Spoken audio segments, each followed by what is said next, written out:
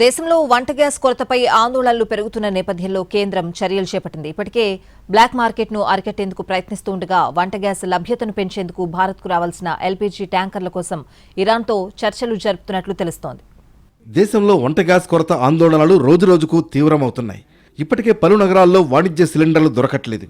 దీంతో హోటళ్లు, రెస్టారెంట్లు, హాస్టళ్ల నిర్వహణకు ఇబ్బందులు తలెత్తాయి. ఇప్పటికే కొన్ని హోటళ్లు మూతపడ్డాయి. ఆల్టర్నేట్కు అవకాశం లేకపోవడంతో వ్యాపారం నిలిపివేస్తున్నామని ఆయా రెస్టారెంట్ల యాజమాన్యాలు చేతులెత్తేశాయి. దేశంలో ఇంధన కొరత లేదని కేంద్రం ప్రకటించినప్పటికీ కొన్ని గ్యాస్ ఏజెన్సీ కార్యాలయాలు, పెట్రోల్ బంకుల బయట ప్రజలు బారులు తీరడం ఆందోళన కలిగిస్తోంది. ఈ క్రమంలో దేశంలో వంట గ్యాస్ కొరతపై కేంద్రం చర్యలు చేపట్టింది. భారత్కు రావాల్సిన ఎల్పీజీ ట్యాంకర్ల కోసం ఇరాన్తో చర్చలు జరుపుతోంది.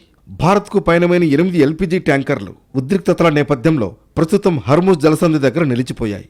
వీటిని సురక్షితంగా జలసంధిని దాటించేందుకు భారత ప్రభుత్వం ఇరాన్తో సంప్రదింపులు జరుపుతోంది. భారత్ తమకు మిత్రదేశమని, ఇరు దేశాల మధ్య బలమైన సంబంధాలు ఉన్నాయని ఇరాన్ రాయబారి మొహమ్మద్ ఫత్ అలీ అన్నారు.